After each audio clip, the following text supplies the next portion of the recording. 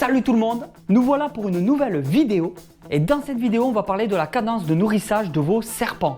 Par contre pour cette vidéo, je pense qu'on va changer de décor. Allez tout le monde, attention, c'est pas... Waouh, c'est beaucoup mieux là. Au niveau de la cadence de nourrissage, je classe les boas et les pitons exactement dans la même catégorie et pour tout ce qui est couleuvre, je fais un petit peu différemment. Pour ce qui est des couleuvres, les couleuvres ont un métabolisme très rapide. Personnellement, une couleuvre, que ce soit une couleuvre américaine ou une couleuvre asiatique, ou même les couleuvres européennes de toute façon, je les nourris 2 fois par semaine la première année. Ensuite, au niveau de la deuxième année, je nourris 1 fois par semaine et les années suivantes, pareil. Je fais quelques exceptions pour les couleuvres asiatiques du genre Ténura. Les couleuvres, quand elles font plus de 2 mètres, elles mangent des proies beaucoup plus grosses et à ce moment-là, je nourris un peu moins fréquemment, de l'ordre de tous les 10 jours ou de tous les 15 jours.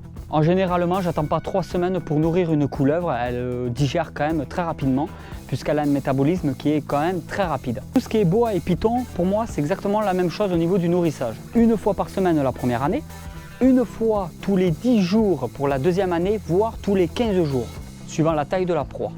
Troisième année, 1 fois tous les 15 jours aussi, voire 3 semaines. Au-delà de la troisième année, je considère que le serpent est adulte. À ce moment-là, python comme boa, en moyenne 1 fois toutes les 3 semaines. Pour les pythons Régus nés en captivité chez moi, pour les moins de 150 grammes en moyenne, je les nourris même 1 fois tous les 5 jours à peu près. Style de les booster, de bien démarrer le démarrage avant de ralentir les cadences de nourrissage. On me pose souvent la question, est-ce que je dois attendre qu'ils chient avant de redonner un repas? Pour les pythons et les boas, il n'y a vraiment pas besoin d'attendre qu'ils fassent une crotte. Parce que de toute façon, un python peut mettre 2 ou 3 mois avant de chier sans qu'il y ait le moindre problème. Et pour les boas, c'est exactement la même chose.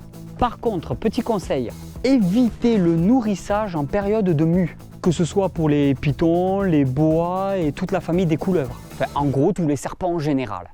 Un serpent en période de mue est en général sensible au stress. Le nourrissage peut provoquer aussi une petite déformation au niveau du corps. Le corps qui n'est pas tout à fait bien aligné avec la proie dans l'estomac, complété par un possible stress plus une digestion. Cela peut provoquer par la suite un problème au niveau de la mue. On reparlera des problèmes de mue dans un autre mini-snack de toute façon. En attendant, si cette vidéo vous a plu, n'oubliez pas de mettre le pouce bleu. Vous pouvez aussi la partager sur les réseaux sociaux. Et moi, je vous dis à bientôt pour une nouvelle vidéo sur la chaîne YouTube Snack Reptile. Allez tout le monde, ciao ciao.